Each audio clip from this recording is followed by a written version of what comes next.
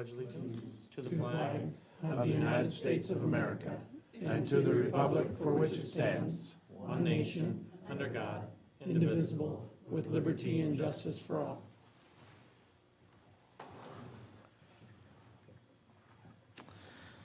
Thank you, everyone. Now we need approval of our agenda. Is there a motion? I move approval of our agenda. Thank you, Mr. Kazai. Is there a second? Second. Thank you, sir. Any additions, discussions, motions, anything? All in favor, say aye. Aye. All opposed, same sign. Okay, now I need approval of the minutes from the regular business meeting of January 23rd, 2018. Is there a motion? I move to approve the minutes of January 23rd, 2018 as presented. It's January 23rd, yeah. Thank you, Jill. Is there a second? Second. Thank you, Kyle. Any discussion? All looks good. All right, all in favor, say aye. Aye. All opposed, same sign, and the minutes are approved. Now we come to the public participation portion of the meeting. If anyone in the audience there would like to come up and speak, Lois, you would have 5 minutes to do so. 3. Or 3 minutes, sorry. She didn't call in advance. Bill's been on the school board for 9 years, and I've never been here, and I thought it was about time that I came to see what was going on. Excellent. Excellent. To verify his He presence. moves, moves quick. Yes. Make sure he's really All good. right. She wants to make sure I show up. I'll count that as participation. All right. We'll now move on to the superintendent's report. Dr. Murillo. Thank you, Mr. Arthur. At this time, we're going to, and the superintendent's report, the first two areas will be in our academic presentation. Dr. Vorthman is going to introduce our presenters and be there at the end for any questions you might have. Dr. Vorthman, the floor is yours. Thank you. We have two presentations to bring you tonight. The first one, Mr. Schultz, Director of Elementary Ed, will be bringing you an update on the literacy data from the FAST system, followed by Dr. Shudak will present on the NWEA MAP assessment initial implementation. So, Mr. Schultz.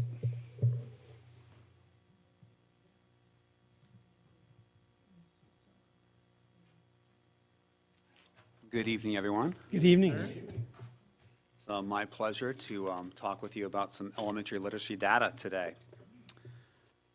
Okay. I'm going to start off with talking about our FAST screener assessment.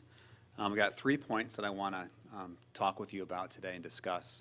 First of all, I want to explain what FAST is and what it isn't. Second of all, I want to talk to you about what type of information it provides us at the school. And then thirdly, and finally, what we do with that information, okay? So first of all, it's an acronym, and it means Formative Assessment System for Teachers. And it's a statewide literacy screener. So all districts in Iowa use this screener. And it is a screener, and it identifies students that may have some difficulties in reading, and that's why we give this screener. We administer it 3 times per year. We do it in the fall, we do it in the winter, and we do it in the spring. And each time we do that screener, it changes. And there are more, like for example, the words read per minute. Students have to read more words correct per minute as the year progresses, as they're learning, and as they should. Now, it's important to know that it is not an assessment of how well students are doing and progressing in reading. It's strictly a screener, and its purpose is to help us identify students that may need some additional help in reading, okay? It's important to know that. So some things that it measures, in kindergarten and first grade, it really measures some of those early foundational skills. In kindergarten, concepts about print, when students are looking at a book, do they know that print goes from left to right? Do they know the differences between letters and words? So really those early concepts. Identifying the names of letters and the sounds of the letters, and then segmenting words, putting words together and being able to segment and pull them apart. Now, first grade changes. At the beginning of the year, it's on foundations, but this last screener period in winter, we actually, for the first time in first grade, we measure how many words per minute students can read correctly. So it's the first time. And historically, this is the 4th year we've given it. Every time in winter, they go down. And so we knew it was coming, and this year, our scores went down a little bit because of that fact. And we know that we need to prepare students for more of that continuous reading instead of just more of that just learning words and putting things in isolation. They got to get it back into text. And we have to do that a little bit sooner than we have in the past. Now in grades 2 through 6, it really is just a measure in 1 minute, how many words can students read correctly in a minute. And there are some benchmarks. For example, I'll give you a 3rd grade example. In the fall, students have to read 90 words per minute to be proficient or to be at that cut score of we call it no risk. In the winter, they have to go from 90 to 116. And at the end of the year, every 3rd grade teacher in Council Bluffs schools can tell you they've got to read 131 words correct in 1 minute to be proficient. So it changes, but our instruction has to change as well. So that's a little bit about FAST. Some other things too about the system and how we maintain the data. Iowa used to control its own system, and it was called Iowa Tier. That system outdated, and it's no longer available for us. And so we have a new system called Fast Bridge, and it's a national system.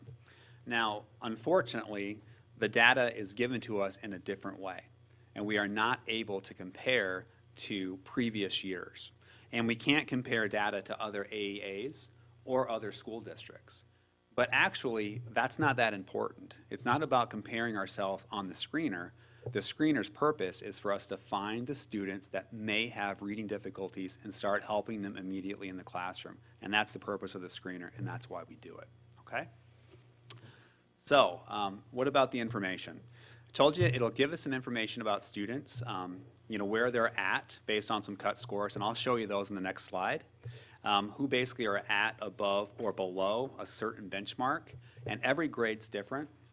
And like I shared, it's a moving target. Like 3rd grade went from 90 to 116 to 131. It's a moving target. It can tell you students that are really high that they might need some enrichment too. So it can give us that information as well. But definitely it's going to tell us who needs that additional intervention because they may have some reading difficulties, and we may not have known that. So it tells us that information. So here's how the FastBridge system sorts students in different bands, you might say. At that 85th percentile or higher, those are the students in 3rd grade that are reading probably 150 words per minute. They're at that 85th percentile, and they call that college pathway, although I still believe that some of these other kids are on the path to college because that's our vision, our post-secondary school. Now, that 30 to about 85 they call low risk. And those are students that probably are reading pretty well in school, and there really is not much risk there or low risk. Then there's a 20 to almost 30 percentile, and they call that some risk. And that'd be a red flag for us. And so those students might have some difficulty. They might just be really slow processors, or there might be some other foundational skills that they did not learn in K1, and it's showing up now in 2nd grade or 3rd grade. So they may have been missed. But the point of that screener is to catch them. And so that's why we do this, to catch them. Now, the one that's the biggest concern is probably that high risk. That's that 0 to 20th percentile. And that is a student that probably has some reading difficulties and needs some additional intervention besides what is being presented in their classroom by the classroom teacher in the core or universal tier. So I told you, as the 4th year in a row, we have seen a dip. And if you take a look at the data, it's a little fuzzy there on the screen. This FastBridge system will tell us fall, winter, and spring. So in the fall, you can see in that far left, that's the high risk. We had about 15% of our kids that were in that high risk category, and that was in grades K1, okay? Now, in winter, it went up to 22%. So we have more kids falling in that high risk. And that is, we expected that, and we've seen that before. And we know, especially in 1st grade, it's getting kids into text and practice reading more fluently and really hitting those benchmarks. If a student misses one, if it's supposed to be 45 words per minute in 1st grade and a student reads 44, they're going to fall down to that some risk and some of that high risk. High risk definitely is going to be those students that are much further from those targets. Taking a look here at grades 2 through 6, you can see a little bit more is in high risk, but there's not a lot of change there in grades 2 through 6. And actually, the way the data is presented to us, they clump it together in 2-6. But really looking at, when I pulled out 4 or 5 separately, our 4th and 5th grade students actually had higher percentages in that college pathway. And that's why we love it. The longer we have our kids, the more impact we can have. You know, keeping them in our system is really critical for us. So that it gives us some information there. Now at the teacher level, individual teachers will know exactly who that is in their classroom, and they'll be able to identify them for some intervention within class. And those kids that are in that farthest high risk, we have interventionists in school that can support them as well. So, talked about what FAST is and what it can give us, what kind of information it can give us. Just want to touch just for a quick minute or so on what we do with that information. Most important thing is, if we know who is at high risk, we start intervention immediately. And we have trained interventionists to support students that are the farthest from benchmark or the highest at-risk kids. Second thing we do is all students have access to an intervention called Lexia Core 5, and this is on their Chromebooks, and it really targets their needs specifically to them, and it really differentiates for every student in the district. And so you kind of go through that pace, and it's, you know, wherever you're at, it's almost like a game, kind of a system where when you're doing Mario Brothers, you're on level 1, you get better at that, you move to level 2, level 3, level 4. Same thing with Lexia Core 5, but it's really based, it's more like literacy concepts. And when you acquire that skill, you get rewarded. It gives you, you can print out an award, you can slap it on your locker, and you can keep moving up to the next level. So there's a lot of motivation there. The nicest thing about that is it's in that infrastructure of our Chromebooks, and it's really meeting the needs of all kids. Second thing is we're really going deep now. We have Wonders curriculum materials that we bought last year for our K-6. So we're in year 2, and it's really our time now to go really super deep and to train teachers to a deeper level of how to use these materials to really help all kids, not just those kids that are the most highest risk. And we're also training principals on how to support teachers with using those materials in their classroom. And we're going to see a bump. It takes about 3 years when you get some new materials to see a real significant increase. And we feel we're on pace for that. By the end of next year, we're going to see some really nice jumps.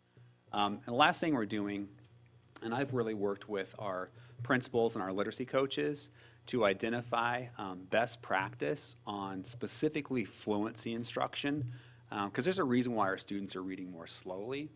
We've noticed that they have a lot of skills. They can blend, they can decode really well, but they're doing it really slowly. So we studied some best practice, and teachers across the district are working in teams to develop those lessons and use those in their classrooms to help kids. We know they'll do better on that screener, but at the end of the day, if students are still struggling, we want to know who they are, and so that's the importance of that screener, and that's why we do that. So I went pretty fast on the what kind of information we get, and what we do there. What questions do you have for me? Any questions for the board? I have one. Yeah. How long does this screening take? It takes about a minute or so per student. That's all. It's really fast. It's So we're not taking away a lot of instructional time to do this. No, we're not. No. Great. And we take all of our literacy coaches and we put them in the same building at the same time, and they just sweep through. I mean, they really can go through the entire school in just a couple of hours, all kids. It's pretty Great. amazing. Great, thank you. You're welcome. Other questions? Well, as the parent of 2 elementary school kids, I think I can speak for at least some parents in saying that I think there's confusion among parents about what the FAST does, because I think some parents probably believe that it does assess proficiency. And I can also attest to a certain level of anxiety about your kids taking that assessment. The kids don't care, it's just the parents. But I was curious to know if it's not assessing proficiency, do you feel like it gives you good information about students who, about predicting the students who would not be proficient? That's a good Does it help you question. identify those students well? Yeah, definitely, especially those high-risk kids. Students that come out in that high-risk category are most likely having the most difficulties. And in that fast bridge system, teachers can go in there and set the end-of-the-year target where they have to be, and the system will set up a little trend line, and it'll put a dot if the students are on it, above it, or below it. And that'll give them some information if they're below. And that just means we have to amp up our intervention too. So the best thing is it just screens them, and it identifies who they are. You know, if you just do a normal assessment, and I know Dr. Shudak's going to come up next and talk about an actual reading assessment and math assessment that's going to give us that information, but it really will tell you who those kids are and put them on your radar. Where just a normal proficiency, if a student just didn't do as well as he could have, they might be proficient, but they might not be. They just bomb the test. This thing, you don't really get, oh, I just got lucky on it or not. It really will tell you if the student is at risk. Sure. And that's why we do it. Yeah. So, great question. I was curious, or I guess I was just surprised to see in that low risk category such a wide range, Right. 30 to 85%, Yeah. who fall in that range. And I guess, you know, my kids, I've seen their scores, didn't really know what it meant other than you were at whatever the benchmark was or you weren't. Right. And that's different. If you think about, like our goal is 80% of the kids in our classrooms to be proficient from just universal instruction. So that's 80% of kids. So now we're talking about 20%. And that's why those are percentile ranks. I mean, the no risk is a much larger percentile. I mean, so many of our kids have no risk in our Yeah, schools. right. And so when you're just looking at that magnifying, Right. that's when you get into those 0 Yeah. to 20%. Yeah, So. thanks. I'd be curious to know if you followed a kindergartner to first grade, what their score was from the spring and then coming into the fall. It'll be very interesting. Because you have that break time, and are they falling? And is that why when I'm looking at K through 1 and then 2 through 6, we have, it looks like a little bit higher incidence of high risk? Not that I have a solution to that problem. Right. But it just seems that when they come back in their second grade from K1 to 2 to 6, that high-risk group is higher, In the 2 through 6.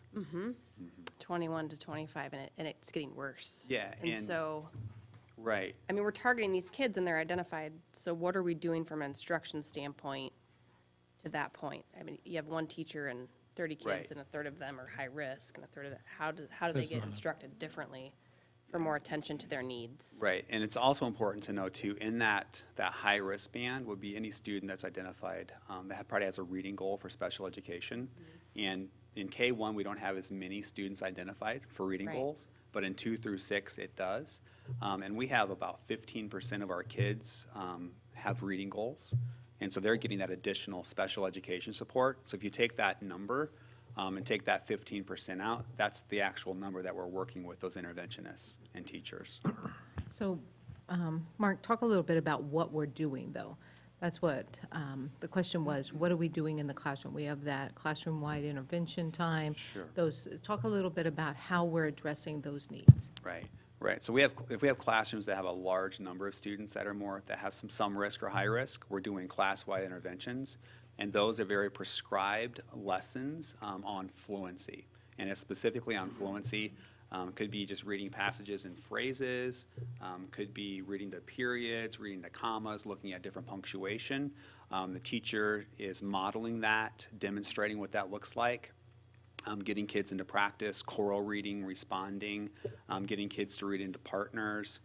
Teacher will move around and listen to kids and give them feedback on their reading, and they'll read it again, model it, and then have students kind of parrot that back to them, and then just some more time practicing. In those situations where those students they're higher risk and they're meeting with an interventionist, they're usually in small groups of about four kids to a teacher, and it's about a 30-minute lesson. And depending on what that is, it's really trying to target those individual needs too. If a student doesn't know a lot of high-frequency words, they'll do lessons on identifying that, doing some vocabulary, getting it back into text. Kids will read books. Sometimes they'll unpack poetry and read different poems because they're shorter text to apply it that. But really, it's that interventionist is responding to those students' needs as well, in addition to where in the classroom we're focusing more on the curriculum and intervention, it's more student need because they've got some gaps and they missed a few things. How long have we been utilizing FAST? In K3, this is year 4. It's year 3 in years 4, 5, and 6. And how have the trends been over that time period? Have they been pretty steady or? Well, we've noticed that winter dip every year. We've also noticed at the end of the year, it's our highest. Last year was our all-time high at the end of the year. But like I said, we can't compare the way they're giving the data now to where we were. So really, this year is going to be a new baseline year.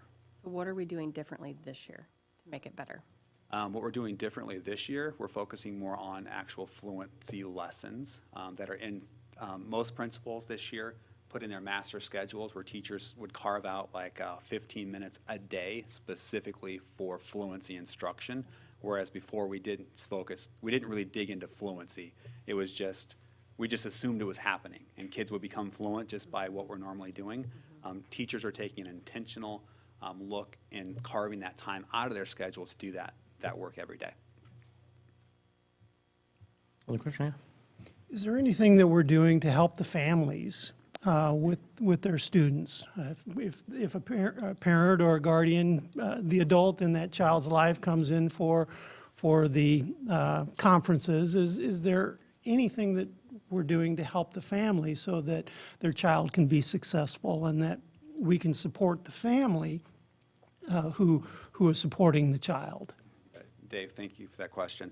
A couple of things that are happening. One thing that's happening consistently in all schools, those passages that students are reading and practicing from the FastBridge system, we're able to send some of those home with parents and some of those books from our Wonders materials. And parents are able to practice at home with kids, and kids can have that frequent practice. A few of our schools, in particular, RU has done this in the last few weeks.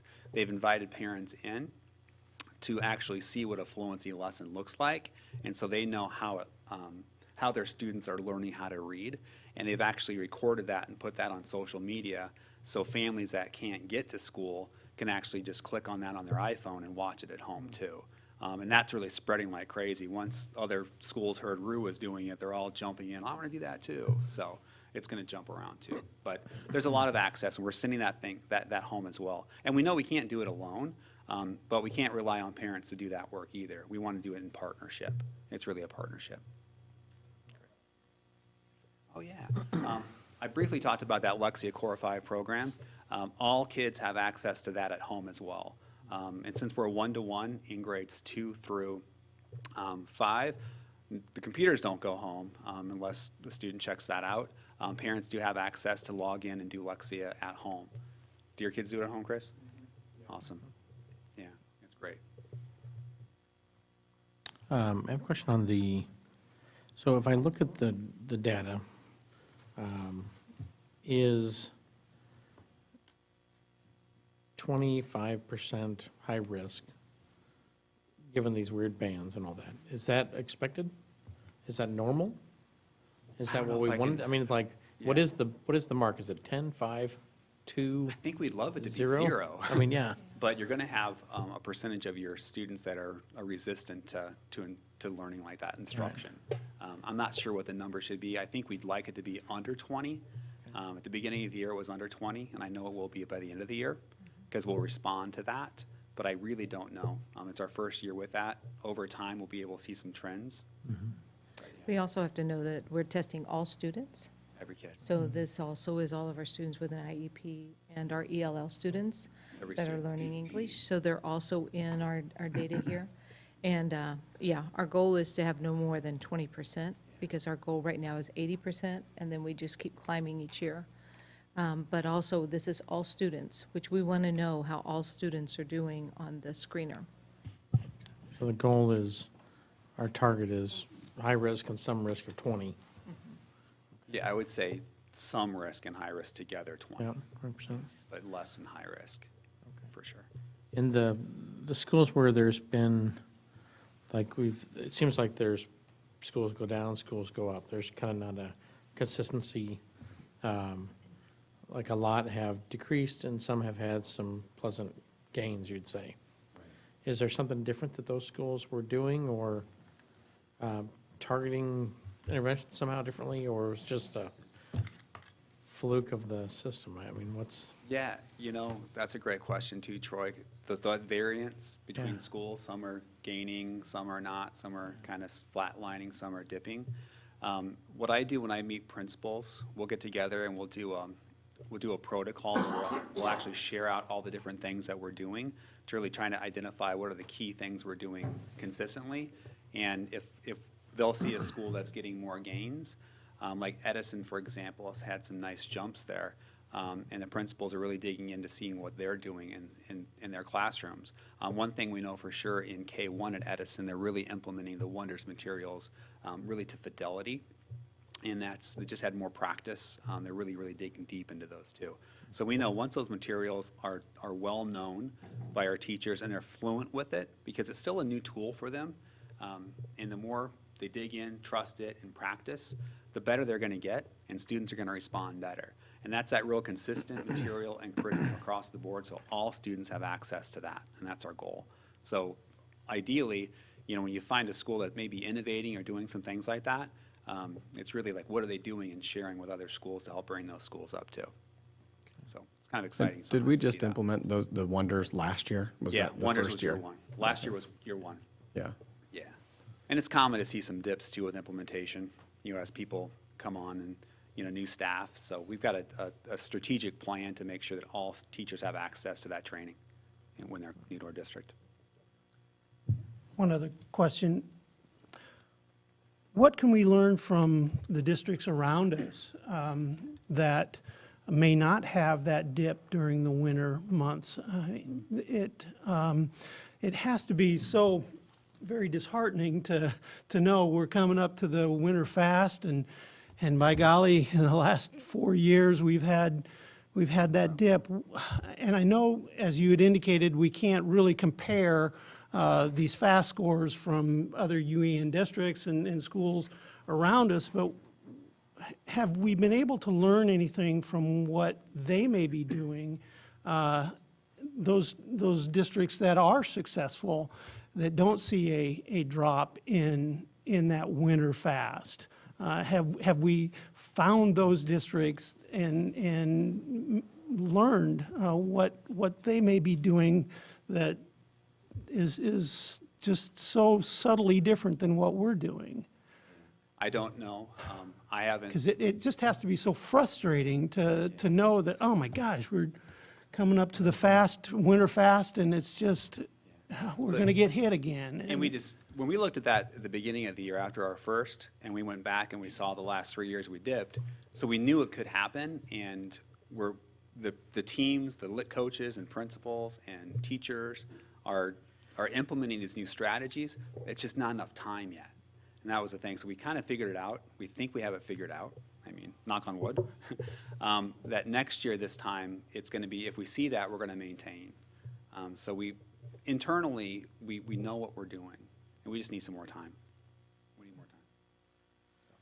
and maybe a question more, I don't know who else for, but what, in regards to like literacy, what would you guys like out of the board as far as feedback, as far as questioning?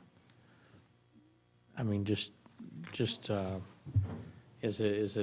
things that you want from us that we aren't providing to the district or providing conversation? I'm just curious. Well, Like we get a lot of these reports. I was just wondering, is there more that you want out of us? Well, for me, I mean, you represent our community. And so the questions that you collectively ask are probably common questions that our parents and families in the community have. And so I want to hear those. And so I can really reflect with our team and be making sure we're not missing some things. So it's pretty critical that you're just asking the questions. That's pretty meaningful to us. But just, you're supporting us just giving us time. That's all I'm asking for. We'll get there. Okay. So those students that are college pathway labeled, what are we doing differently for them to keep them challenged moving forward? Right, that's a great question, too. So that screener tells us who those kids are. Typically, just in reading, they're going to be able to read some more complex texts, and we'll be able to identify some more appropriate level text at their level, instead of just if it's a third grade student, for example, and all the texts that we use in Wonders it's scaled towards the end of the year, we'll be able to pull some more rich and more higher level complexity text for those students to do that same kind of thinking in. They still need to be identifying those key things like main idea, problem solutions, and text structures, but just in a more appropriate text for them. And does the staff feel like they have those resources available both in print and in person?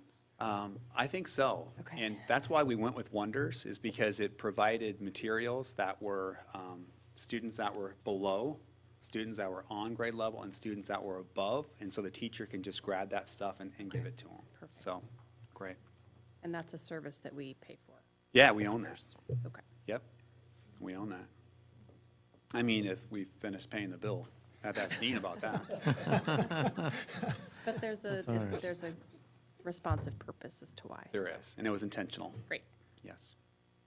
And I guess I have one more question, just on those ones where we do see dips down, which means, so you could literally have the same score each time, and you've improved, all your categories may have improved, performance-wise, but they're still at the same kind of general, they've all had a certain gain up, but not enough to move the needle, right, on where they shift. Those ones where we've had that downward movement in that grade, how does the focus change from your team for those schools to try to identify what's going on? Or what maybe that's missing versus the other one where they've kept still or had an increase? For the schools that are dropping, Yeah. I go out and I coach with the principals weekly, and we'll look at data, and I'll just ask a lot of questions like you're asking of me, to ensure that they're implementing as expected. And if there's any barriers, we try and look for barriers at the school that might be getting in the way. Sometimes it was some schedules, and I was able to work with one principal on just really identifying the time in the day to be able to do that fluency lesson that some teachers weren't getting in because the schedule just didn't work out and they didn't see that. And so it's really just getting down there to their level, ask questions, find out what the barriers are, and just do that problem solving together. In some of those schools, do we find any trends, like with parental involvement? Or, I mean, is there anything where we go, maybe we should engage those parents more in this discussion because we're struggling at this school? I'm just curious. I don't know if I could answer that. Okay. Interesting. All righty. I think, Mark, too, that you could also talk about the work that we do in the PLC on Mondays. That allows time for teachers to look at the data and really talk about it if there's one teacher having success versus the other. And the principals are really starting to monitor that. And in our walkthroughs, we're even looking at collaboration as one of the key things that we're looking for, to see if we can see that the teachers have collaborated and working together. So I think it's a real powerful piece to help teachers think through if their data is not moving, instead of just saying, I can't move the kids, but how can we move the kids? And Right. teachers rallying around each other. And we've got our principal professional development strand for all principals in K-12 this year is really around developing collective teacher efficacy. Just knowing that together they're strong and they can really overcome these obstacles that we've been discussing. So we're really trying to teach them different skills on leading their teams in their building. And one of the things, like Dr. Murillo shared, is that they do look at data frequently, and we'll do it Monday afternoon during those early release periods. They'll also look at that during their professional learning community or team time, and they'll look at data, they'll look at student work, and they're constantly asking questions. Like if you were a teacher on my team and you had 85% of your kids proficient, and I only had 55, my question is, what are you doing? And like your obligation to me is to share and really trying to build that up. And so we're also thinking about that whole collaborative nature. So Absolutely. So we have that infrastructure in place to do that. One more question, I guess. How do you guys feel about, I guess, where we are in this pursuit of understanding just the change we put around our literacy instruction, or whatever that would be, compared to where we were 5 years ago? I think, research, we're a very research-based school district, and so we know the best practices that are research-based, and those are the ones, those instructional techniques, that planning, assessment, teaching, checking for understanding constantly, where all of our professional development is focused on those best practice that are research-based. So I think today, we're probably way more knowledgeable than we were 5 years ago, so I think we're in a good place. Thank you. Thank you. Yeah, thank you all. Yeah. Dr. Wortman, you're going to introduce our next presenter?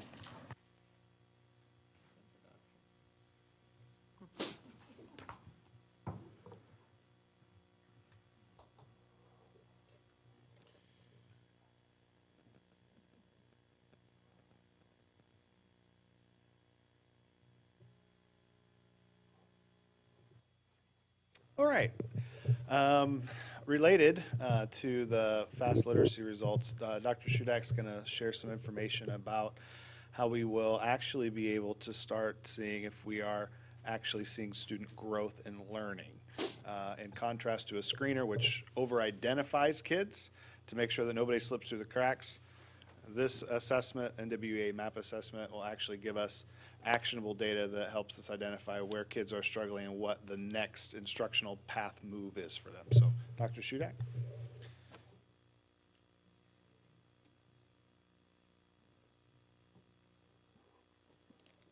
Good evening, board members. Good evening.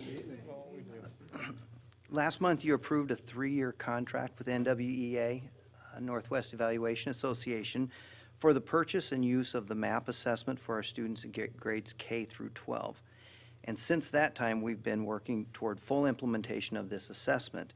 In the next few minutes, I'd like to provide you with an overview of this test as well as the corresponding implementation that we're in the middle of right now. And through this overview, I hope to answer 3 basic questions. What is the MAP assessment? Why are we moving toward this assessment now?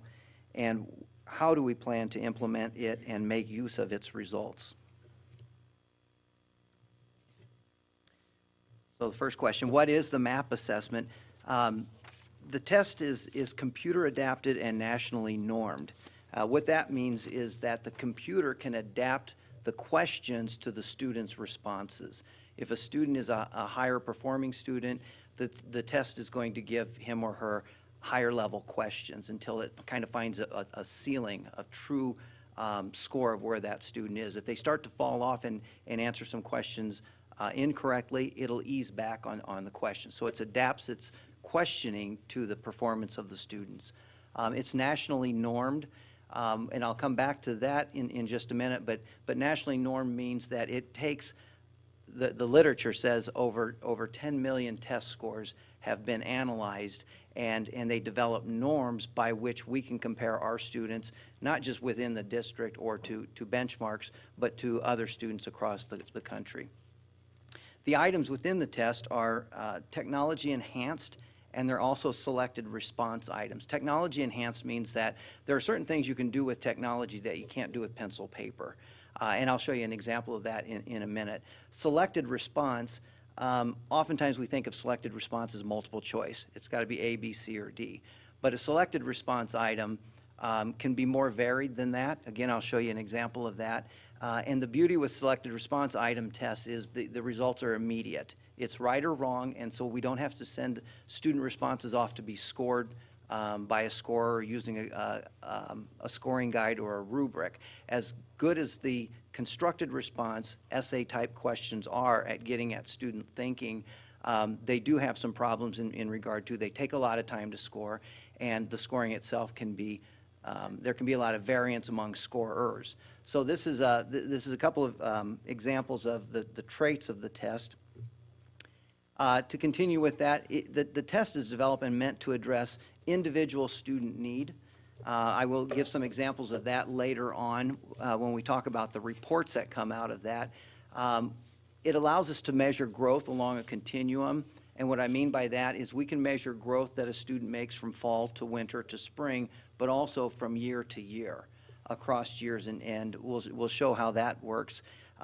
It's also meant to demonstrate or give us a prediction for the preparedness that students have on the state test. We want to be able to say, according to the student performance on the MAP test, we're going to predict that they're going to be fine on the state test, or they're not going to be fine and we need to do something, prior to that. The tests assess English, reading, math, and science. Those are the very same ones that are assessed on the ACT, if you'll remember. And the results are reported as a RIT score, a Rasch UniT. I think Rasch is the person who developed the scale.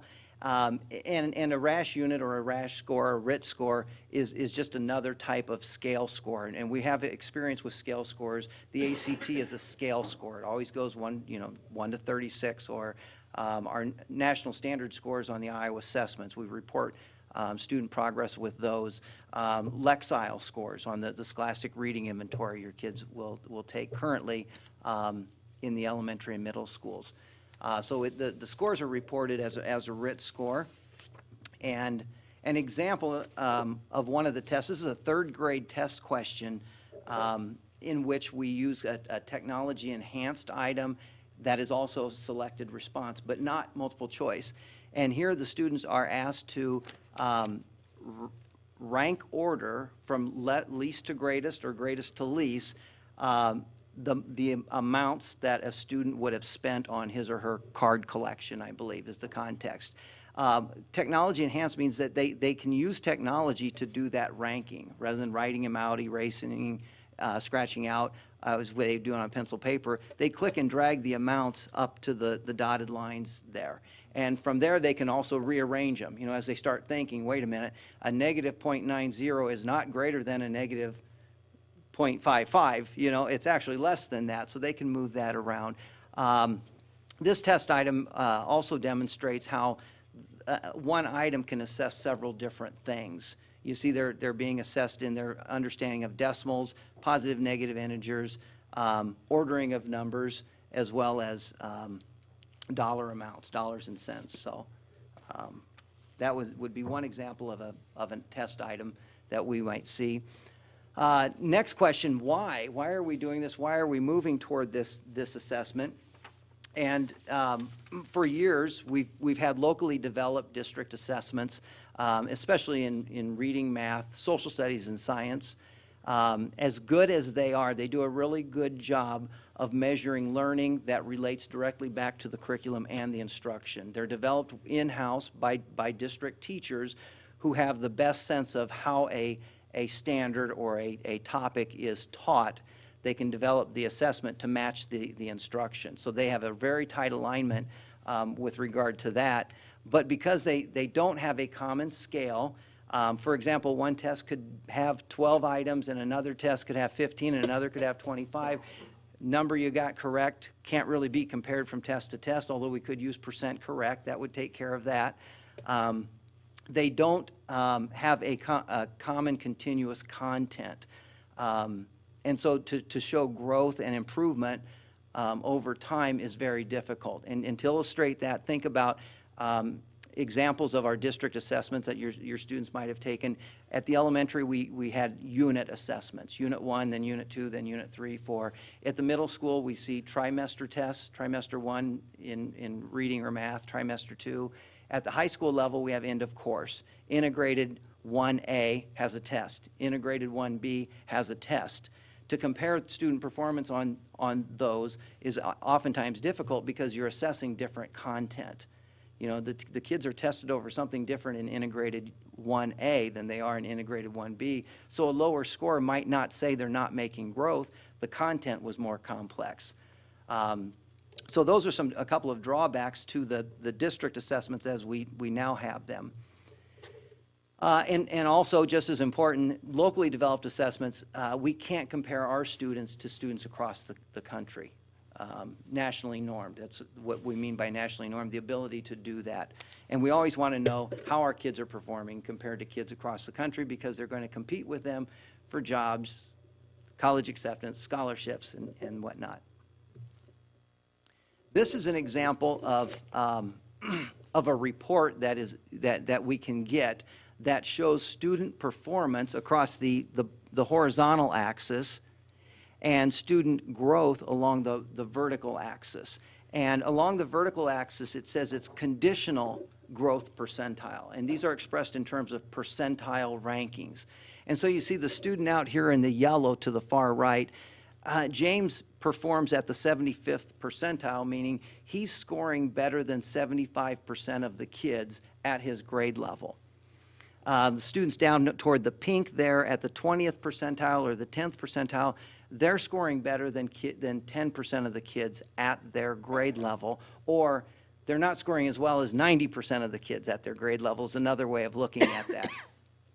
But the placement, vertical placement then has to do with growth, and that conditional growth means they're being compared not with all the kids at their grade level, but with kids at their grade level who scored previously about where they scored. So lower performing kids in the pink there, their growth placement up or down, see they're down toward the bottom, they're not growing as fast as other kids at their performance level, at the 20th percentile. They're not being compared with everybody, just those kids at the 20th percentile.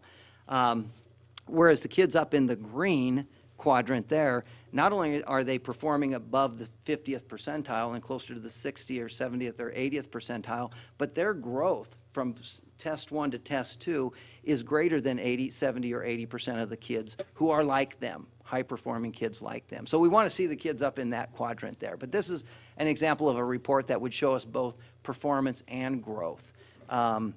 With the new ESSA legislation and the Iowa plan that's being proposed for that, growth is going to become a bigger and bigger deal. I think bigger than percent proficient has been.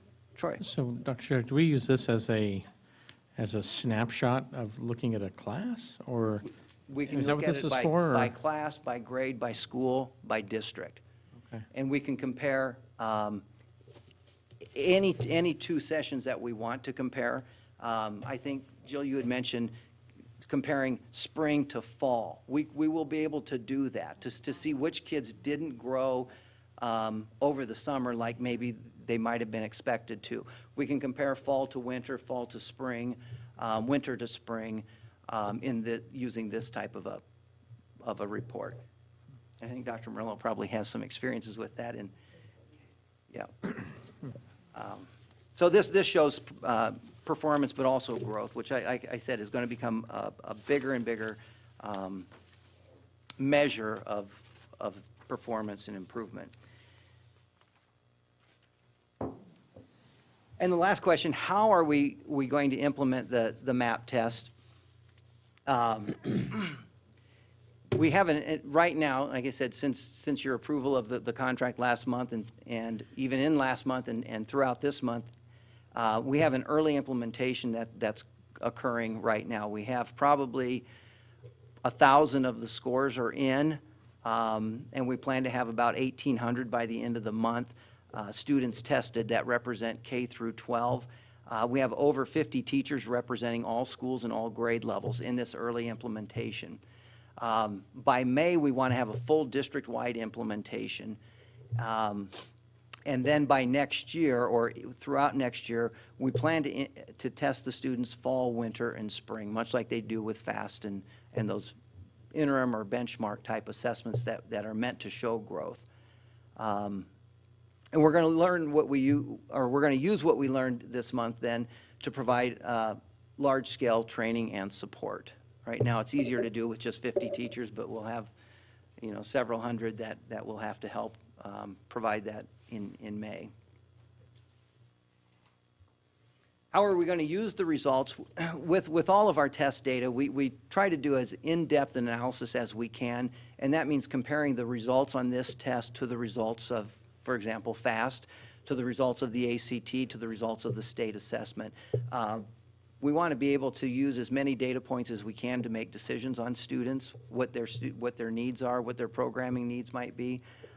But we also want to check the claims of any of the tests. For example, the MAP claims to be able to predict how students are going to perform on the ACT. There's one of the reports that will come out of it that will say they're on track to get about a 24. They're claiming to predict how our students are going to do on the Iowa assessments. We like to go back and test that data ourselves using our own data. And then there are also reports that we're going to make use of that will articulate student readiness and be used for teachers or by teachers to make those instructional decisions. An example of that is what's called a learning continuum report. And this is a report that teachers can get, and on the left side, you see categories that are categories of RIT scores. On the top level, you have the lowest scores, and then they go to higher scores as you go down. On the right side, you have student names and their scores on the last test. And the students' scores determine which category they belong, but in that larger section in the middle, teachers can view that section by the Iowa Common Core standards or by the topic as it's showing here. And what they can use this report for is to differentiate the instruction. The students with the lower test scores, it shows what they're ready to learn, and on this particular one, these kids in the two lower categories, they're ready to learn how to find the circumference of a circle, right? Pi times diameter.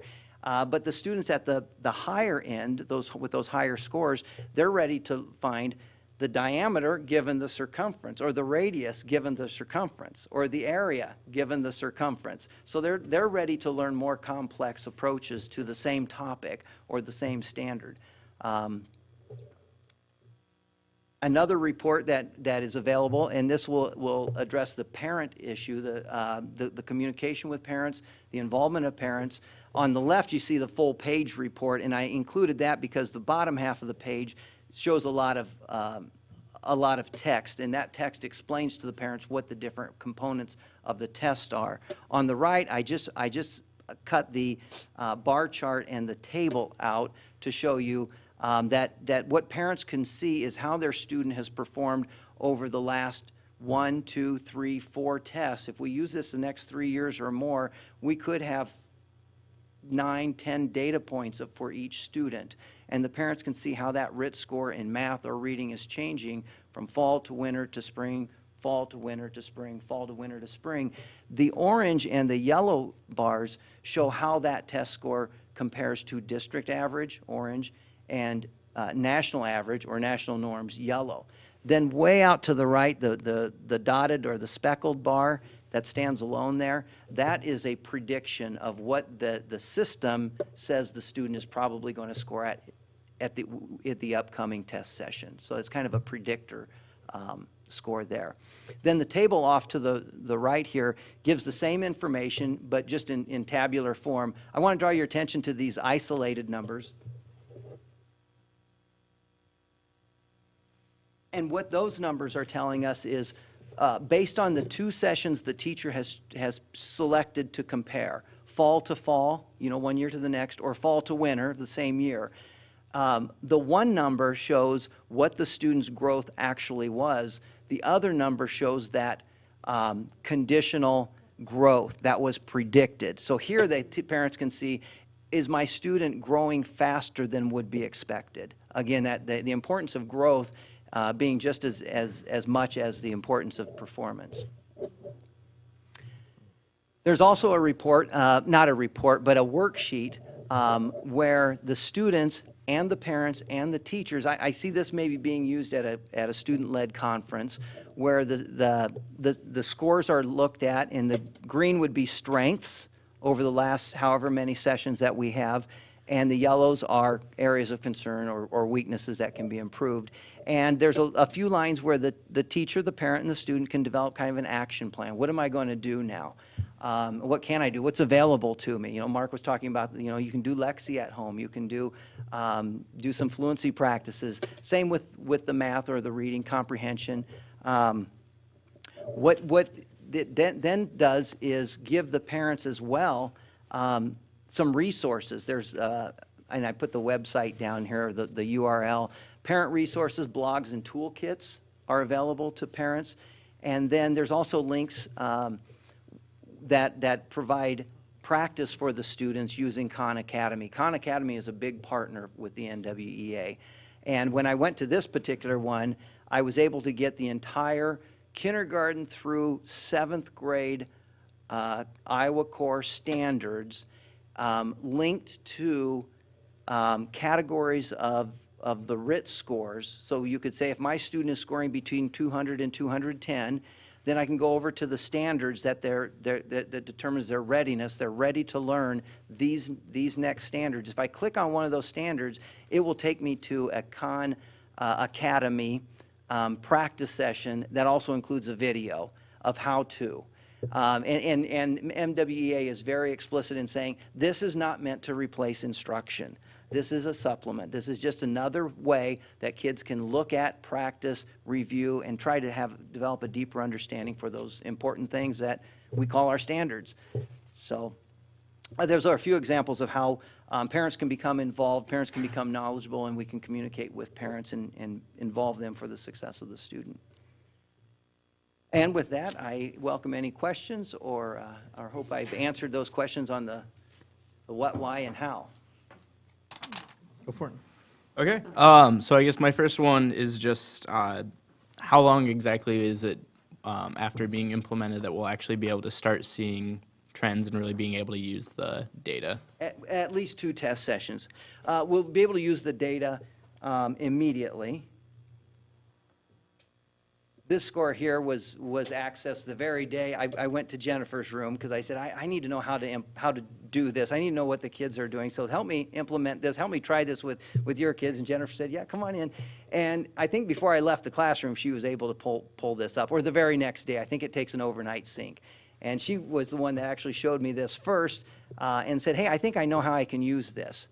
So with one test, we can get performance data. But you can't get growth data unless the students have two data points. So these 1,800 students who are being tested now, they'll have 2 data points in May, but all of the other students will just have that will be the baseline score. So it'll be into next year before we can do a district-wide comparing test to test. You had said this was, in the beginning, I think this is a replacement for district assessments, or is it a new way of doing district assessments, or is it? Yeah, well, we used to require district assessments, you know, within a window toward the end of the trimester or at some point at the elementary schedule, at some point within these 2 weeks, you have to get these district assessments done. That requirement is not going to be a requirement anymore, but the district assessments have been used, especially at secondary, for grading purposes because they come at the end. I want to see how the kids learned. So the support for the district assessments are going to continue. We'll continue to use EduElastic for not just those, but classroom assessments. A lot of teachers are using EduElastic for just quick classroom assessments, and that's an online delivery system. Because it saves so much time, you know, especially with just selected response items, you have the score right away. And I think at the elementary level, those assessments are kind of taken apart, and I think Joe is creating an item bank where teachers can take those items and use them individually or in smaller groups. They can make their own assessments from the previously used district assessments. So we're not saying don't use the district assessments, this is going to be a replacement, but the requirement, I think there's a more judicial use of them by the teachers for their purposes. Does it sync to this? I mean, do all these different assessments kind of sync together? So I look at this and I go, yeah, you're saying he's a 220 to 1 to 230. He needs to work on the circumference of circles. Okay, that's a point in time assessment that you may would probably take then for another 5 months, 6 months, a year, or what's the? I'm trying to figure out how this works with all the other ones. Well, the district assessments were a fixed amount. So the district assessment may or may not include perimeter. You know, I was in Jennifer's class and the kids were really struggling with geometry. She said, that's my spring topic. You know, that's my spring unit. But they're going to be tested in geometry each time to show their readiness for the next one. The next. Yeah. So what's the end goal, once we like the fidelity of this down the road? Is it how often do you use a tool like this? 3 times a year? And does the Edge Elastic or something tie into it well enough that you can see progress in that and know that they're progressing here? Is it? Yeah, you would think that there would be a connection between performance on a district assessment that's just covering this amount of learning or this amount of content and a standardized norm reference test like this. Higher performing students are going to perform high and, and lower performing students are going to struggle. But in terms of showing growth, I don't think we can compare that with the district assessments. The district assessments weren't set up to show progressive growth. I am not smarter than a third grader. I had to study that question for I'll probably look at it again tonight when I get home. But this just seems incredibly transparent and easily accessible for parents and students to go back and look at things and project what they're going to be needing for assistance or growth. I like it. And the portion that's on the Khan Academy piece, is that something then that a parent, what's their access to this as an online tool? I'm just curious how that. Parents can access the Khan Academy. No, but are they able to get on this goal sheet? Is that an online portal? Do they have to log in to get their Parent gets in, student sees. specific? Nikki, I think you probably better able to. Yeah, once we get to the parent piece, it'll be reports that we print off. And so we'll give them the website, but they won't be able to go into NWEA, into a portal and click. But it will give them access. In a prior district, we even allowed the students that connection to the Khan Academy, especially at the middle school and high school level, because then they knew what they were working on because of RIT score.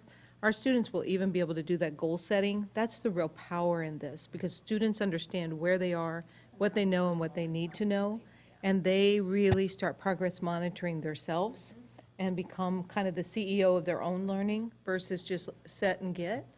And I appreciate this because it really just kind of helps us monitor how well we're teaching that core and allows us to continue to pinpoint those kind of intervention and those steps, and to know where each child is, because that report that has the students out to the side, that populates for the teacher.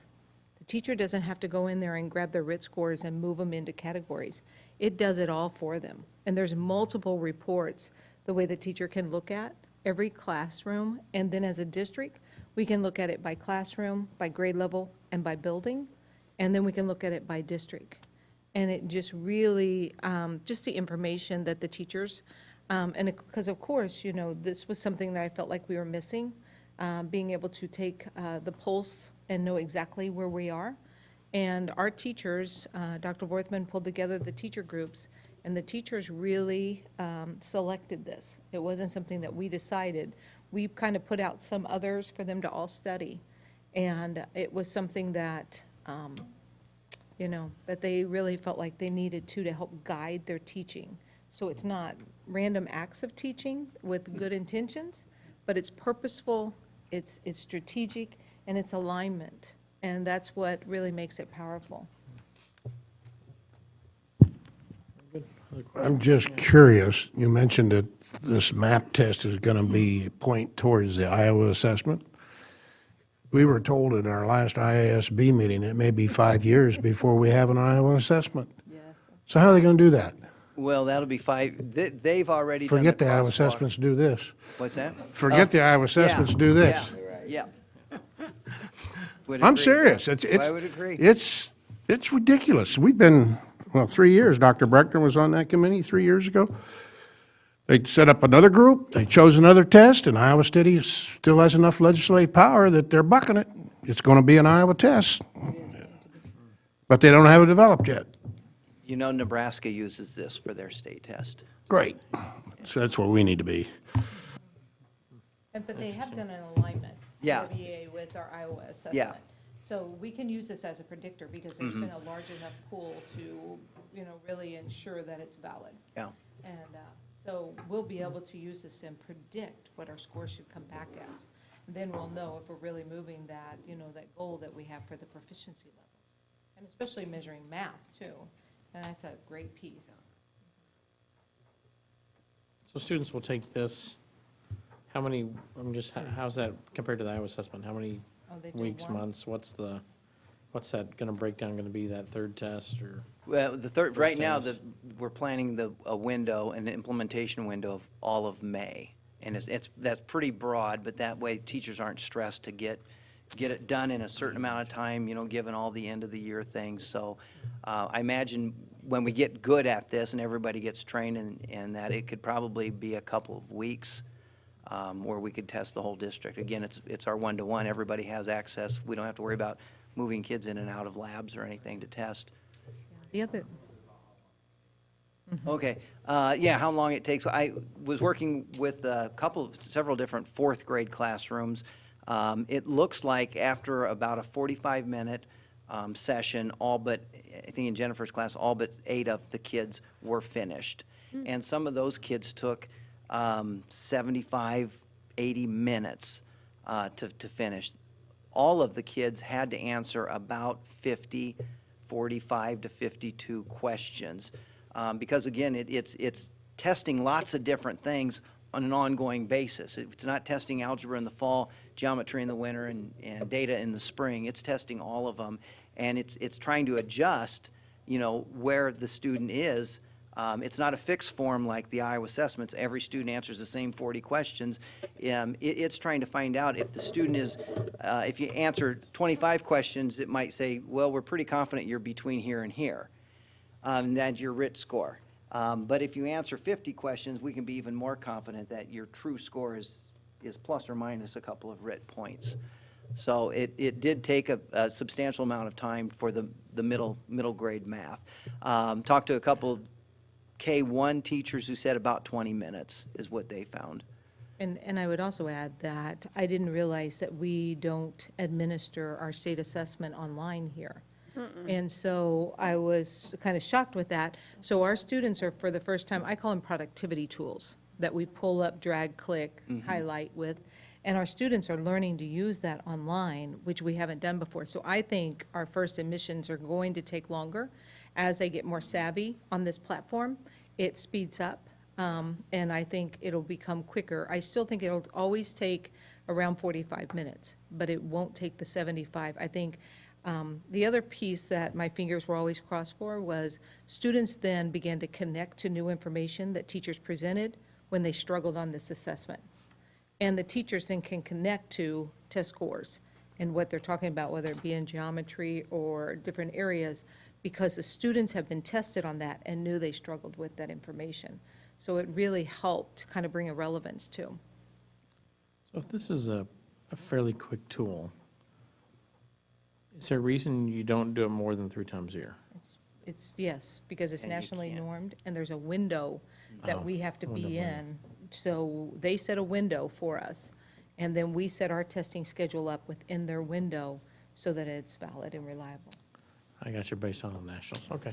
So the winter Based on norms, everybody else, yeah. yeah, the winter norms stop on February 28th, and the spring norms start on March 1st. So you can only administer 1 winter test and 1 spring test. They do have summer ones. We could do this over the summer, if, we had a need for that. Home for fun. I think this sounds excellent. I'm looking forward to it. We had a granddaughter who took the Iowa Test of Basic Skills at a suburban Des Moines school 2 weeks ago. They gave all the battery of tests in 1 day. Yeah. And she said it's a joke. Teachers don't like it. We kids just pull in the bubbles. I mean, it's stupid.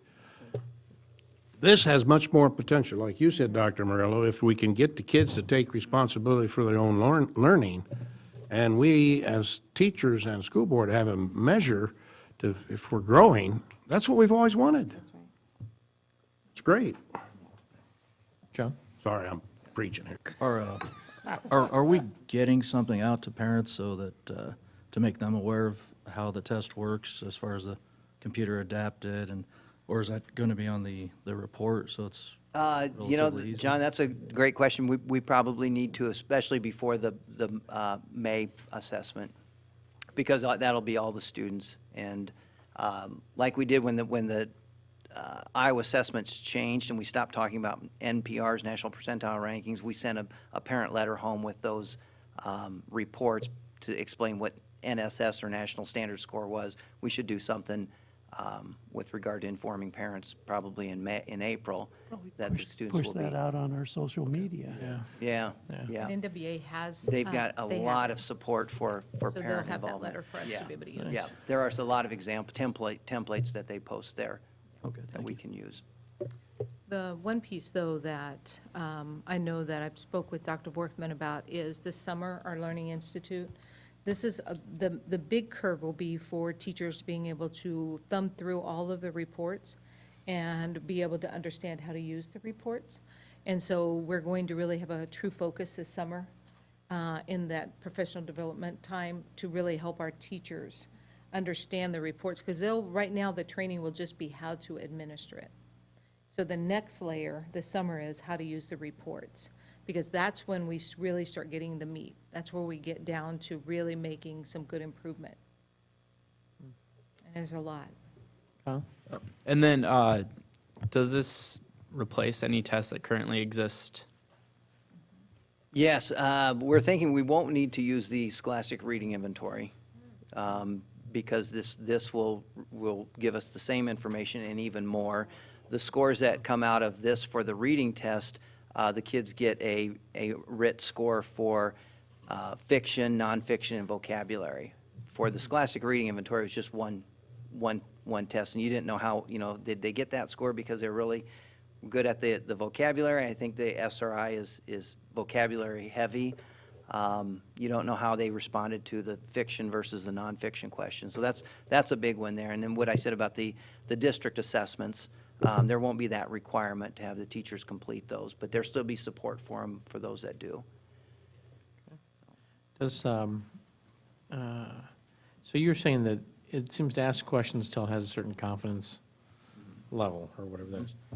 So if I'm scoring highly, do I have a lesser questions than someone else who has more erratic? If I'm scoring highly and consistently, say, Yeah, it'll keep pushing me up, okay. because and I was training a couple teachers over at Wilson today, and one teacher had an advanced math class and then 3 non-advanced math classes. She says, I give the same test to both of them. I said, you're giving the same test to 6th, 7th, 8th, 9th, 10th, 11th, 12th graders. They're all taking the same test. It's just the differentiation is going to come from the items that the kids field based on their grade level. A 12th grader or an 11th grader won't start off with the same items that a 6th grader starts off with, but they could end up taking a lot of the same types of questions. Sure. A Based on struggling their- 11th grader and a high-performing 6th grader might see a lot of the same questions. You think we could do away with grades then? I mean, classes, that way the class differentiation becomes more fluid. Yeah, very good. Well, All right, I'd like anyone- to, and Dr. Shudak, I'd like to thank you for your leadership on this pleasure. program. Thank you. Thank you. Yeah, thank you very much. Wowzers. At this time, we'll move right along. Ms. Ostrowski is going to come and bring us a legislative update, and we look forward to hearing where we are.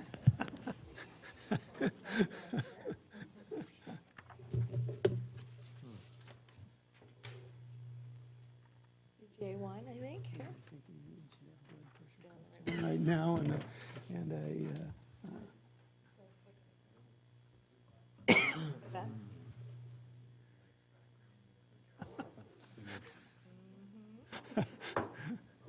Good evening.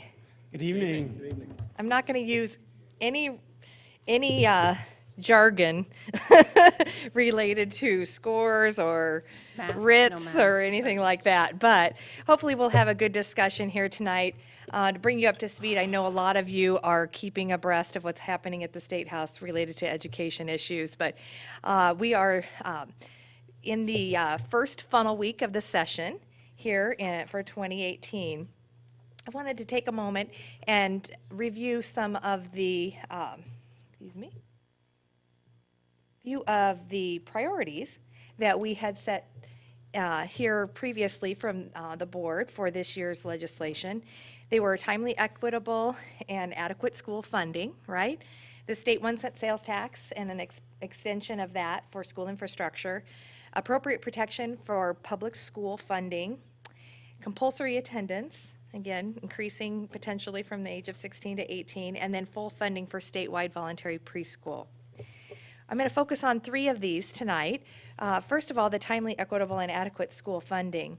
The state supplemental aid, or SSA, is both the House and the Senate have suggested 1% growth, which is very small, of course.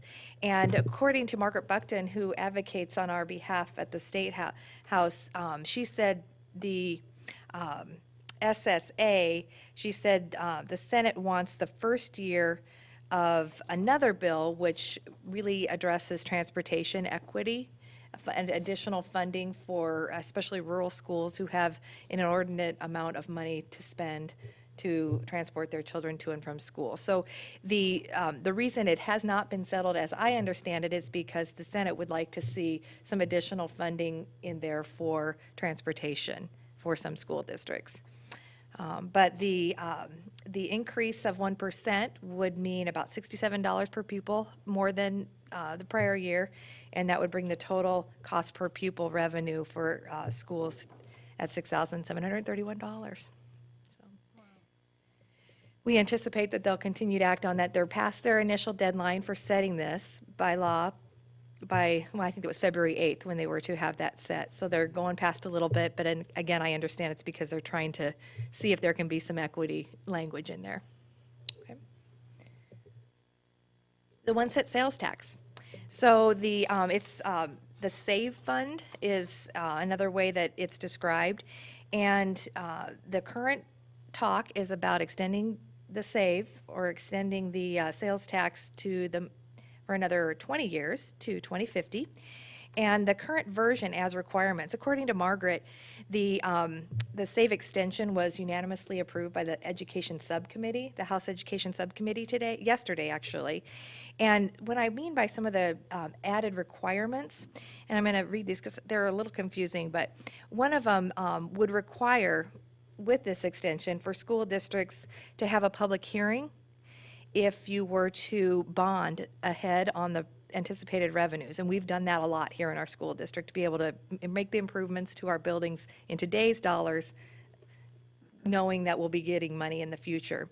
But if the board approved that financing, then someone from the community could come in then, according to this, if it passes, and challenge that and require the school board to have a referendum to be able to move forward with that.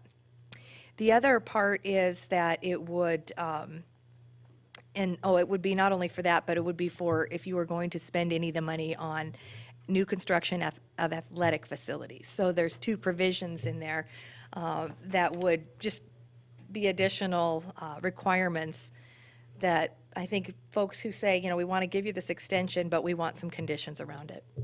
So, but that appears to be on a track, whether the conditions stay or not, to be passed for this year. And this has been a goal of this school board in our district and many educators across the state for many years now.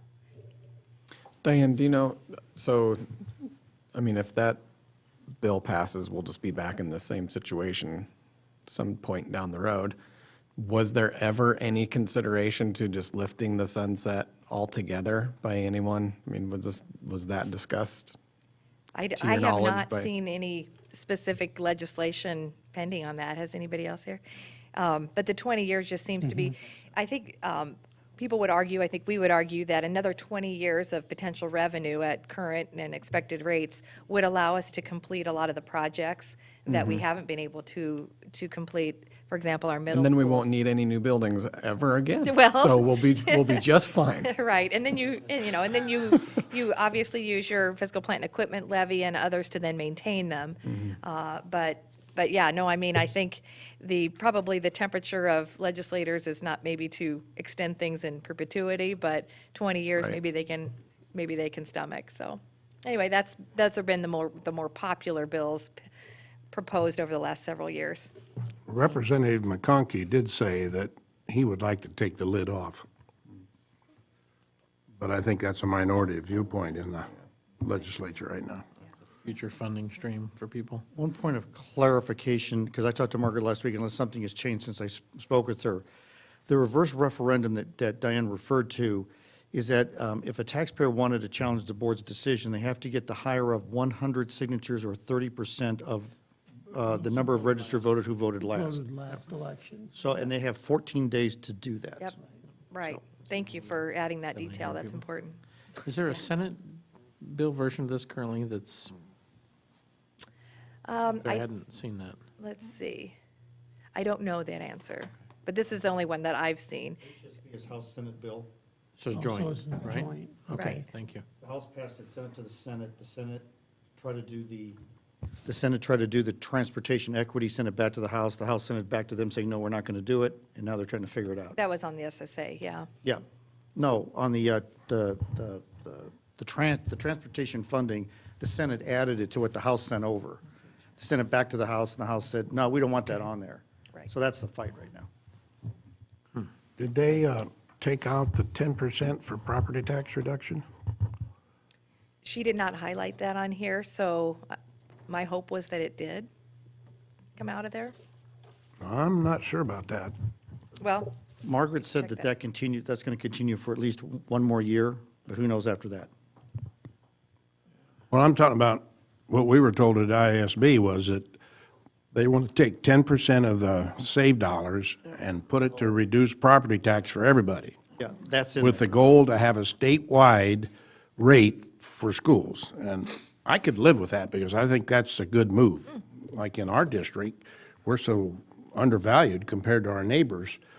That would be a good move. I could live with that compromise, but I'm Check on surprised she that. didn't mention that. no, she didn't. It's in their bill. It is in the bill. Yes, it is. So I think that's something, we all need to realize if this goes forward, that's going to happen. So you're going to take 10% off the top that's going to go into a kitty and reduce or equalize the property tax across the state over probably 10, 15 years. That's one way to resolve that ongoing concern. All right, good. Thank you, Bill.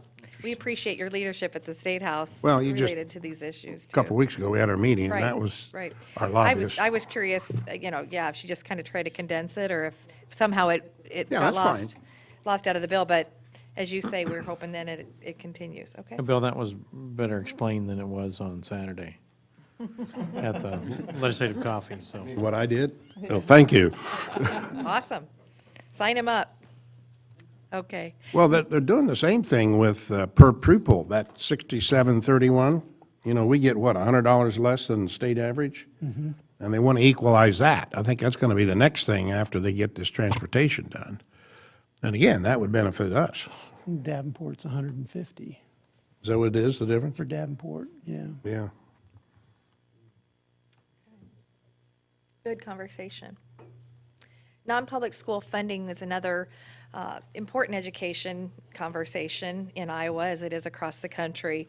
But Bill 651 establishes education savings grants, or otherwise known as vouchers for non-public students. It also addresses charter schools. And what's most concerning, if we could say, is that there's no or minimal accountability for those institutions receiving those funds or benefiting from the use of those funds in their schools, because they do not need to provide any data back to the state related to testing or even certification of teachers and whatnot. So, but one of the things that I thought was helpful from Margaret is she said this bill also establishes 3 kinds of charter schools potentially here in Iowa. 1, charter school by local board working with a private provider.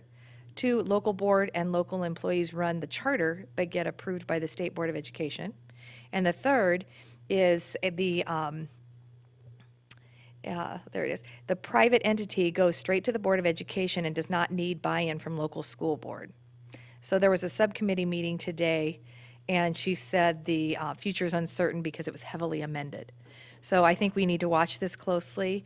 I know the Parents for Great Iowa Schools are watching it closely. I think the Iowa Democrats have suggested a hashtag for people to use who really want to voice their concern over what this might mean in terms of robbing from public schools and the funding provided for public school education in Iowa.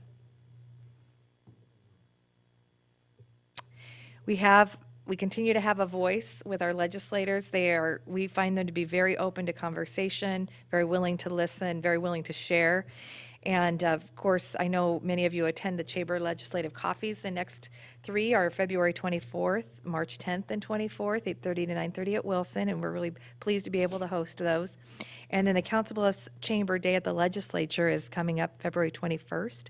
And so that's a way to go up and visit them. And of course, if any of us are in Des Moines, they welcome us to call them out of the session and introduce ourselves and have a good conversation. So we appreciate their work on behalf of our school and our community, and look forward to having some good resolution of a couple of things that we've been working on for a while. Yeah, I have a question. So I know there were kids today at the legislature, and I hear about maybe that's going to happen later this. Like I keep hearing from different teachers talking about the chance to take their kids out there, take some kids out there. Have you heard that? I'm just curious. Well, today we had some students who were representing our 21st century programming, representing Council Bluffs in Des Moines, and really helping to encourage legislators to support continuing funding of 21st century, which, as you all know, provides great opportunities for kids out of school through clubs and activities of interest. And we love having them here in our school district during the school year and in the summer. But there are probably other opportunities, but that's the one that happened today. Okay, so do they work with you? I'm just curious how that communication works within a district if they're taking kids out. And we have this legislative focus as a district. Is that something that's worked through you, or are they just? I'm not aware of set any other forth? groups right now Okay. going up. Dr. Murillo, are you? But that one I knew because they were specifically talking about after school. Okay, interesting. Yeah, but no, I would welcome the opportunity to provide to students or groups of teachers or others from our community who are traveling to Des Moines and who are interested in meeting with legislators to share with them information that we have available that really gets to the heart of what is this issue and what does it mean for us here in Council Bluffs. Yeah. I guess I have another question on the, so if this charter thing happens, say down the road, I'll be a devil's advocate or something here. Those teachers that are involved in those, typically are they, you may not know, those charters I assume probably aren't paying into IPERS. The dollars they get, they really don't have the overhead that a district has and the prior retirees and all that. So they take funding out of a retiree system that must just then decimate. If you took a bunch of students away, I just feel like our percentage has to go up to Yeah. compensate for all that. How's that? The charter schools do pay into an IPERS. Do they? They paid into our system in the Kansas City area. I am very concerned about that. I know that maybe it's not something that would be pressing here, maybe more so up in Des Moines and those areas. I have not had the best experience with charters. I do think that the accountability system does not put us on the level playing field that we should be on. I've had conversations with Mark Jacobs, who is, really pushing for that reach higher. And I think that is great discussion, but I think if we could look at, if there is something different that we think makes public schools better, then let's investigate it, let's go after it, let's get it into best practices. If there's a concern around public schools being held to too much accountability, then let's look at it, let's go after it, instead of dropping in more schools on top of public schools, dropping in charters to come in and incubate and try different things and see if they work or they don't work, and who holds them accountable. There's just a lot of variables. We were over in Nebraska. I know Mr. LaFleur was with us, and Kyle, you were with us, weren't you? Yeah. And you heard immediately them call out two areas, Detroit and Kansas City. and how the charters come in and they just saturate, and you still only have the same amount of kids. So you're all fighting for the same amount of kids, and it causes a lot of mobility.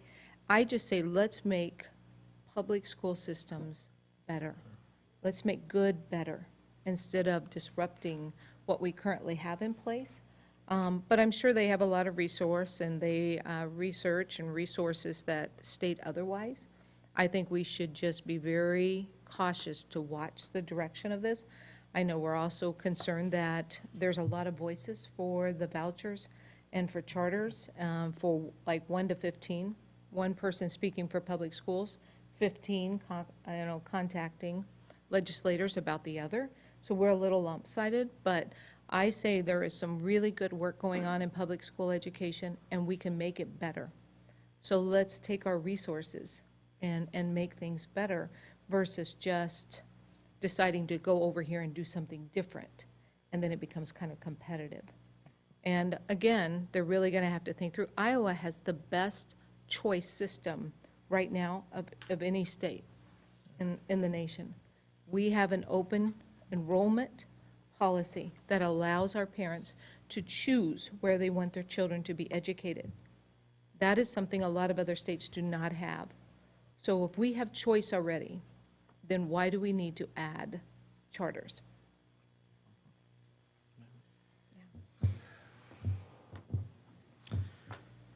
Any other questions from the board? Okay. Thank you. We'll continue to keep you updated throughout the session. I think I'll be back in a month to hopefully share some updates on this and maybe some other pending legislation of interest to us. Okay, have a great night. Thank you. At this time, we will wrap up our presentations with Mr. Wilson, who will bring us kind of a 20,000-foot view of our 2018 budget. Again, noting that we will come back to the board for the approval in March before it's due at the state in April. Mr. Wilson, the floor is yours. Tonight, I'm going to provide a 50,000-foot view of the budget, some of the things that we've seen, some of the constraints that we're going to be working under. So let's get to it here. This is, I apologize, this is a little hard to see, but what I wanted to show you here was, this is the fund summary that we have in our school district. The first column over there is the general fund. And the revenues that we receive from that are property tax, state aid, grants and such, and then most of the educational expenses are come out of there. This is the fund where most of the activity in the school district happens. The reason I'm showing you this is because sometimes people say, well, you've got that money sitting in that fund, why don't you just use that for wage increases? And I think I'm probably talking more to the general public than I'm the board, because I think you folks understand this, but the two middle funds I have highlighted in yellow up there, the SAVE Fund and the PEPAL Fund, those are funds basically earmarked for infrastructure, construction, equipment, leases, things like that. We are prohibited by law from using that for any other purpose than what they are intended. So I just wanted to explain that, you know, when we work in the general fund, and that's what the budget is more or less based upon, there are constraints that we have, and we can't use these other funds as we want.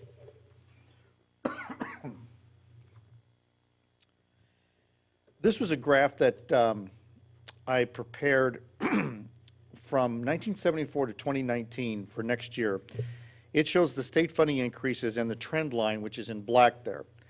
And Dave used a word tonight called disheartening. And this is very disheartening, because I see every day how hard people are working for our kids. And when funding levels are that low, it puts a lot of pressure on school districts. And I'm going to show you some statistics here in a little bit that highlight that.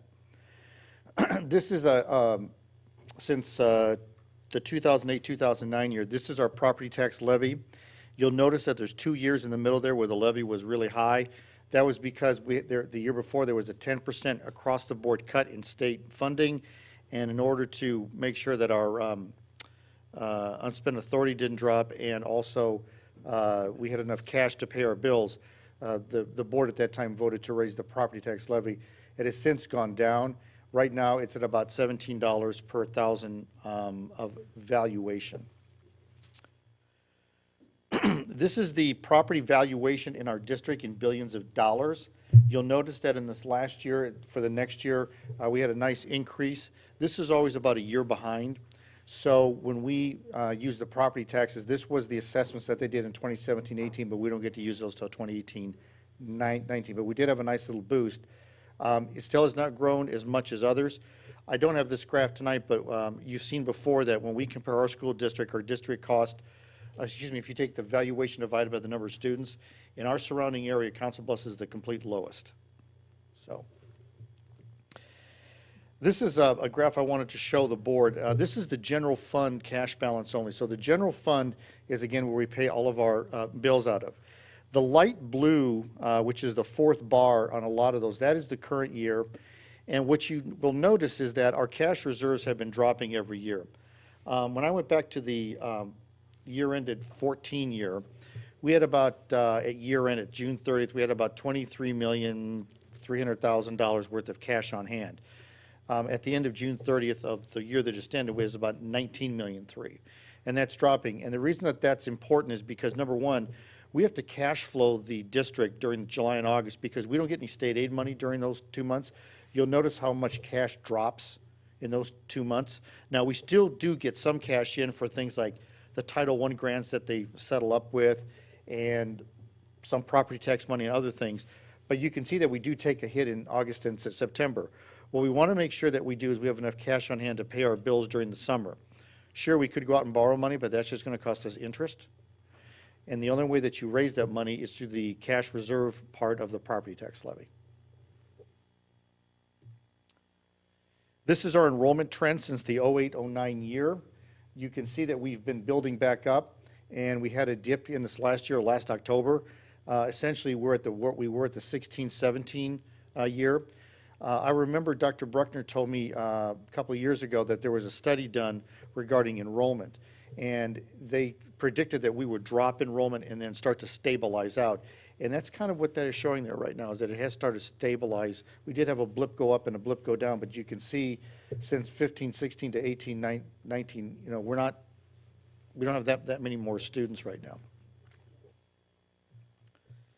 Okay, so state aid. As Diane pointed out, both the House and the Senate have agreed that we're probably going to get 1%, although the governor did recommend 1.5%. I never thought I'd be happy to get 1.5%, but I would have been.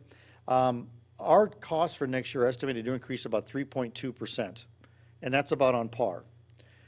We are in the process, we are in the 1% guarantee effective for the next school year, and that is a resolution that the board passed in September that says if our enrollment drops, if we didn't pass the 1% guarantee, we would take a big hit in terms of revenue loss. The 1% guarantee at least protects that for 1 year. Now, the year after that, it doesn't protect it, but it does for 1 year. Over half of the Iowa school districts are on the budget guarantee. That has to tell you that enrollment's dropping in a lot of places, and state aid is not keeping good pace. 30% of Iowa school districts will have negative state aid next year, roughly 105. So they'll be getting less money than they did the year before. Part of that is the drop in enrollment, and another part of it is funding is just so poor.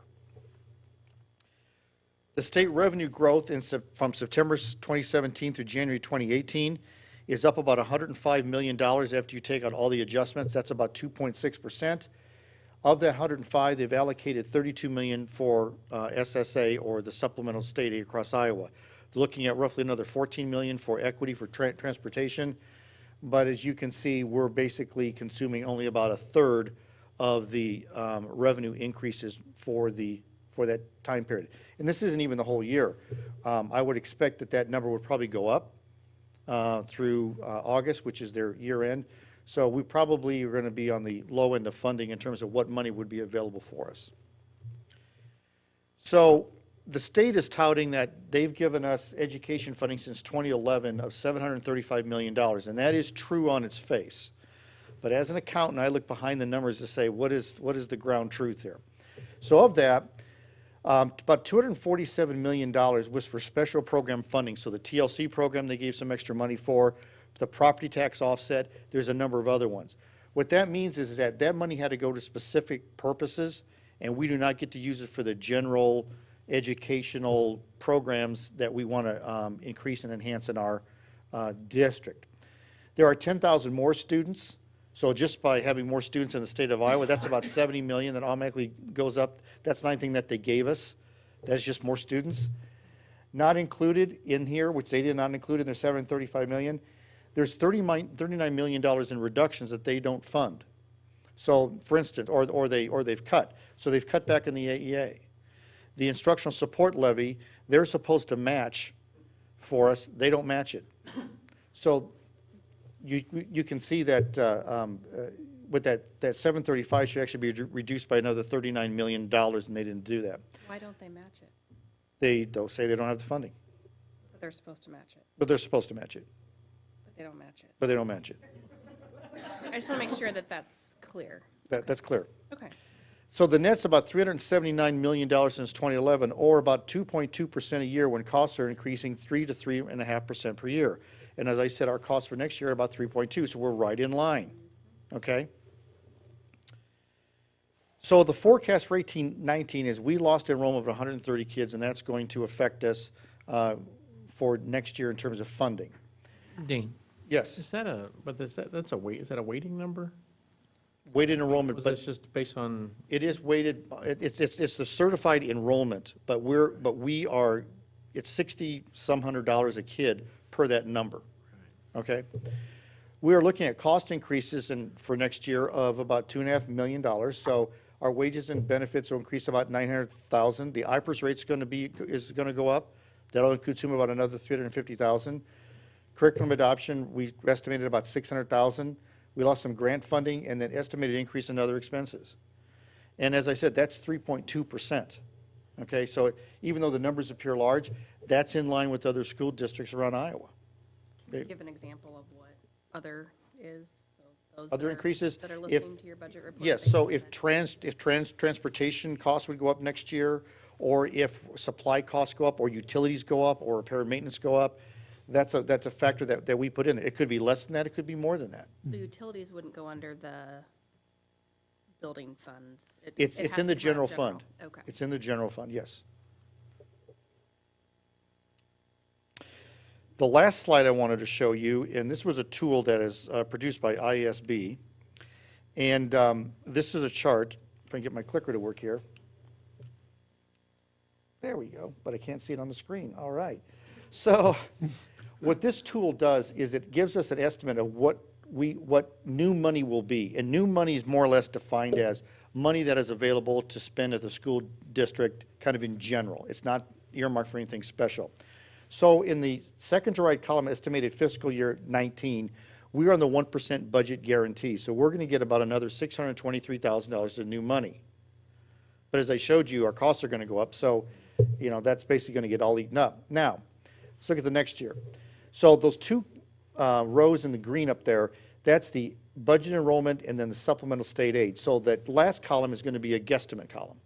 It's just an estimate of what we think might happen. So I just said flat funding, and let's say they give us 1.5% next year. How much new money would we get? $20,270. If our enrollment, if the supplemental state aid is only 1%, we will actually be one of those school districts that will have negative, will be down $280,000.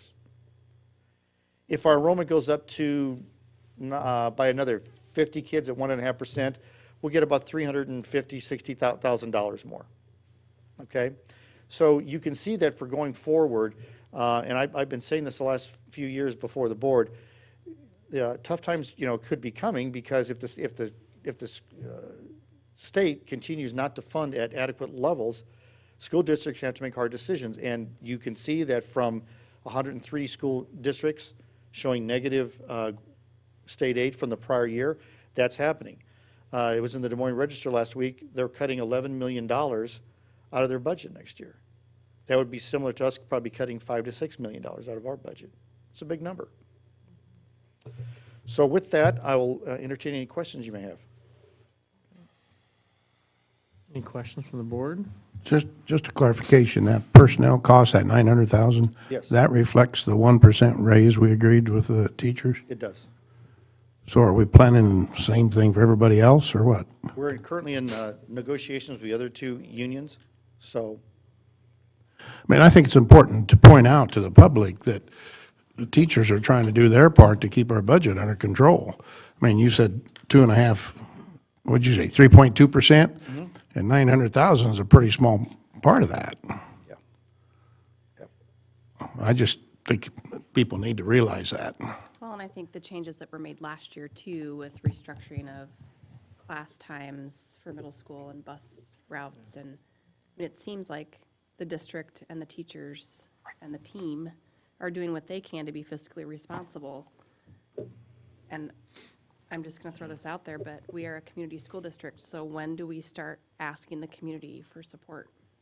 When do we go to the community and say, we've done everything that we can to be fiscally responsible? The levy has been what it's been at. When do we start talking about raising it? We have to be a community effort. If we don't financially support our district and our school, it's gonna be cyclical, and students are gonna suffer.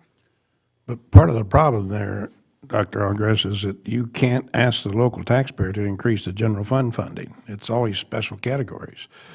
You could increase it for the cash reserve levy, but Yes, that's not that- spending authority. That's right.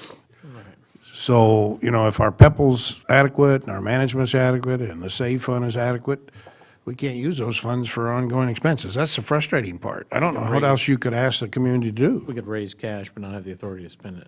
It would help with the solvency ratio, and the solvency ratio is basically, it goes up if you have a surplus, it goes down if you lose money. So it would help with that, okay? But in terms of spending authority, Bill, you're exactly right. But Dina, do I understand correctly that next year or the year after that is when we might be in that situation where we need to do that? Yes. And that's what's scary. And that goes back to the cash reserves that I showed you how they're dropping. That would come to Jill's point. Are there projections from the state on, like, my employer just announced nationwide they're raising their minimum to $15 an hour? You know, other places I've heard doing this because of the corporate tax incentives. Has there been projections by anybody in the state on what that might do to sales tax revenues in Iowa? You've seen? No, I've not seen anything like that. I do know that what that has done is that it could create a problem for the income tax collections for Iowa, Right. because it's all based upon the federal tax code, for the federal tax. So they're struggling with that at the legislature, I know, right now. Right, right. And to give, Bill, you mentioned earlier about the SAVE, if they divert 10% over 10 years, that would be about 900,000 over 10 years that we wouldn't get, based on current enrollment. We get about $930 a kid right now. And then if we did have something, it would go to, if you did have like sales tax revenues, those would not go to, yeah, like, once again, improvement in parts of the economy wouldn't affect us in other parts. Wouldn't affect the district the way we need. You know, we've had decent, financial market growth here, choppy lately, but in the past couple of years. How is IPERS? So, you know, IPERS had lowered their, did they raise their projection or lower their projection? They lowered the rate of interest which they thought that they would earn. They went from 7.5, they lowered it down to 7. I think they said that was about, I think when Brian Green was here from Simon Johnson, I think he said there was about a $300 million hit to IPERS. Now, the other good thing is that they're always a year behind. So when we did the IPERS valuation for our audit at 6/30/17, they used what the value of the market was at 6/30/16. Okay. So there was a huge run-up to the market through June of this year. So that $300 million will be somewhat offset by the change in the market. So it'll show that IPERS made a big jump in earnings just based on the market going up. I know it seemed like even like the markets were, you know, they showed they were, a couple years ago, they showed that, like, they weren't getting the performance they thought they would, so we had to pay them more money. And then they're like, well, we're gonna lower our estimate down. Do we recoup some of that if the markets do well eventually? and Will they, outpace will it? they I mean, change the well, rate? just to lower our I percent doubt we had it. to put in IPers or, I doubt it. yeah. So IPERS is about 81, 82% funded, which is considered good. It was down from the prior year a little bit. IPERS, I've never seen a public employee union lower it. I always thought that 7.5% was a little aggressive. You're in the investment side of the world there, so I always thought 7.5% was a little aggressive. I do know that there's some public employee pensions out, especially in Illinois and the like, they're using rates higher than 7.5%, which is scary. That's why they're not so. That's why they're like 30, 40% funded.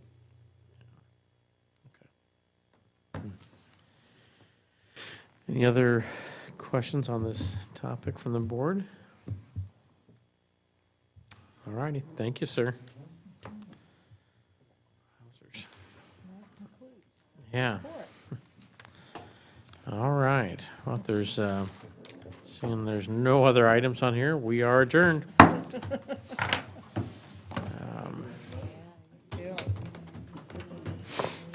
Yeah, I can't remember what that was. It was like, soon. like IPers, Kinda we like didn't we've get got forms upper we were every- supposed the to get, respiratory so thing we that had to everybody's increase, we had to got. pay them more money. And then they were like, we lowered our estimates on what we think we're gonna get, so you have to pay more money. I'm like, well, we